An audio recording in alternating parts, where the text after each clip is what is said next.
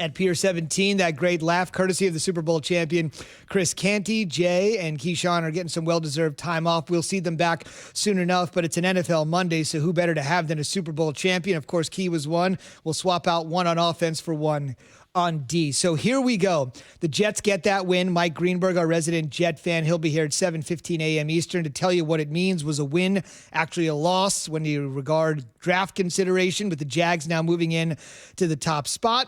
But before we get to the Jets, there was another team that pulled off a win yesterday with an embattled quarterback of their own.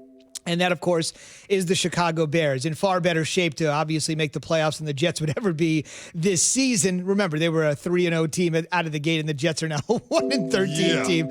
But Trubisky has had a lot of struggles. There's been a ton of criticism. There's been a benching. There's been bringing him back. And that big win against the Vikings, some great numbers on what it means moving forward for Chicago. But first, let's just give it up to the much-maligned Mitch on what it means to still be alive for the postseason.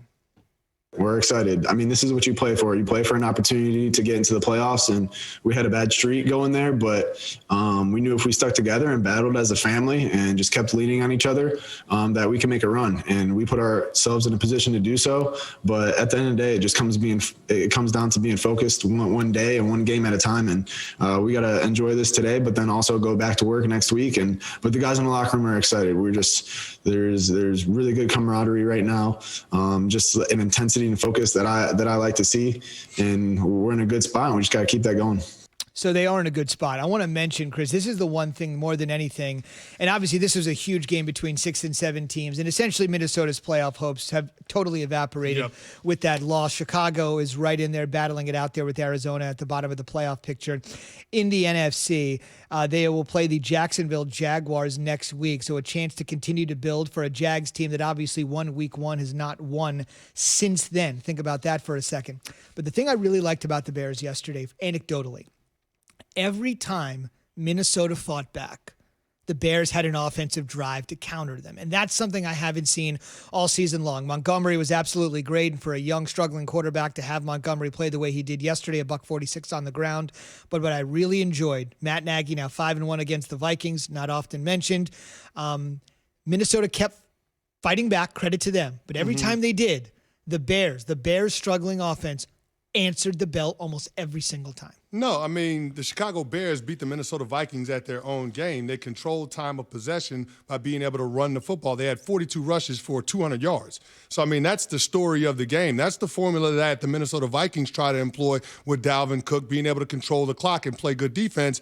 But that Chicago Bears offense, they found an identity last couple of weeks, and that's behind David Montgomery. Remember, at last week's game against the Texans, the first play of the game, David Montgomery takes it 80 yards, hits his head on the goalpost. This week, he's got 32 carries for 146 yards and a couple of touchdowns. But the most impressive part about his game was 9 of his 32 carries went for first downs. And so when you keep the offense on schedule, it makes the game easier for Mitch Trubisky, and that's what we saw yesterday. And Matt Nagy obviously catering to Trubisky, giving him completions that he's comfortable with. A lot of easy completions within the flow of the game yesterday for Trubisky, and he took advantage of them. 71% completion percentage. He did have the one turnover, but he was able to stay within himself. He didn't make those egregious mistakes that we've seen him in games past. He didn't lose the game for his team, and he just managed it, and I think that was the difference. And right now they stand at 7-7, which is just outside of the playoff picture looking in. They're in the 8th spot. The Cardinals have the coveted 7th spot after their win over the Eagles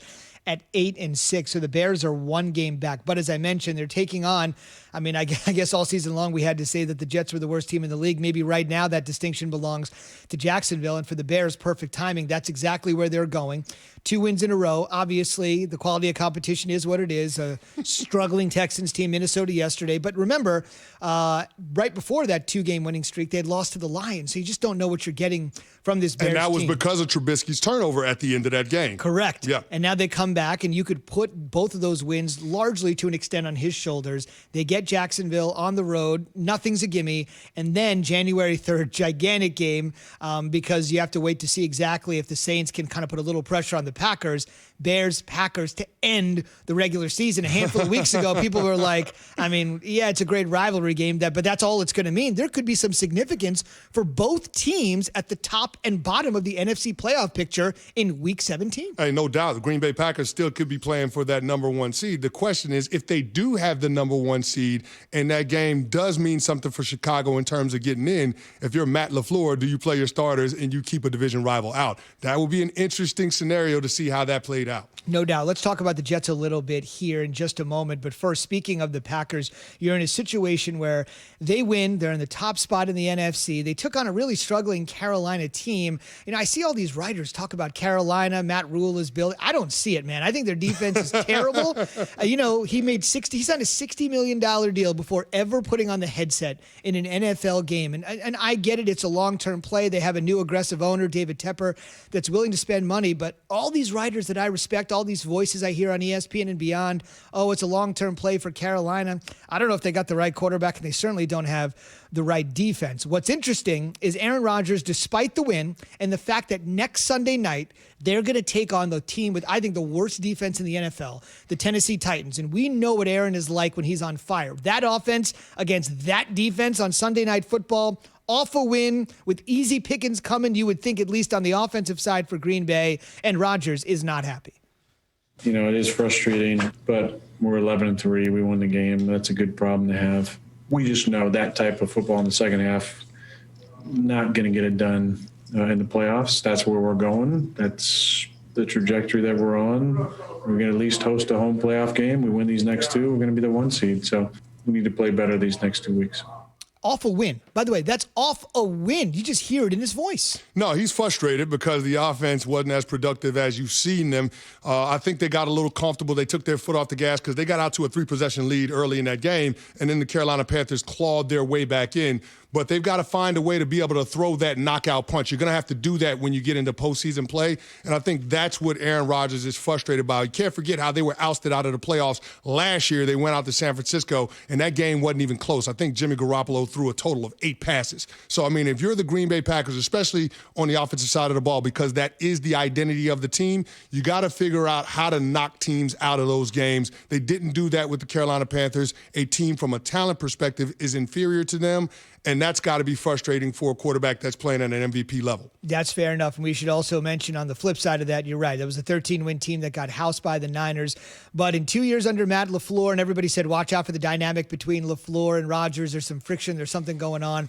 2 division titles in 2 years after missing the playoffs. Exactly. Looks pretty good to me, Zoo. Looks pretty good to me. The marriage between LaFleur and Aaron Rodgers is working. Now they got to make sure that the rest of the team comes to the party. No doubt. Keep in mind, the 2 years before LaFleur, no playoffs. Aaron Rodgers obviously injured in that stead as well, but they are moving in the right direction. We're moving towards our Dr. Pepper Twitter question. We're asking this morning on our Keyshawn, J. Will, and Zubin, and Chris Nation, who do you trust the most in the NFC playoff? We sort of came up with this question, but it sort of seems like every team has a little bit of a wart. It's not like it's as easy as picking the Chiefs in the AFC. So who do you trust most in the NFC? Chris has weighed in and said Seattle. At MNice1079 on the Dr. Pepper Twitter feed. Now, this is an interesting one considering what happened yesterday, but hey, it's your call. It's your opinion. He's going Rams. Defense will be prepared in the playoffs, just have to avoid turnovers.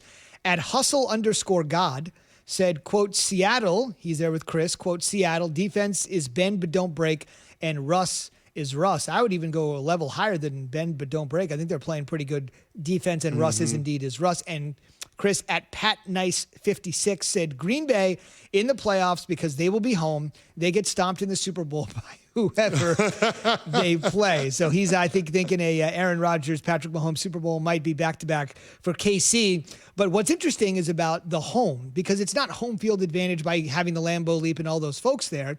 It's the fact of the matter that who wants to go to Green Bay, Wisconsin, or Orchard Park, New York, even if there are no fans, who wants to go there? Do the Rams? Do the Bucks? Do these warm weather teams? That's the quote-unquote home field he's talking about. Yeah, nobody wants to go there unless they're a certain Giants team back in 2011 or 2007. But no, I mean, it is a tremendous home field advantage for the Packers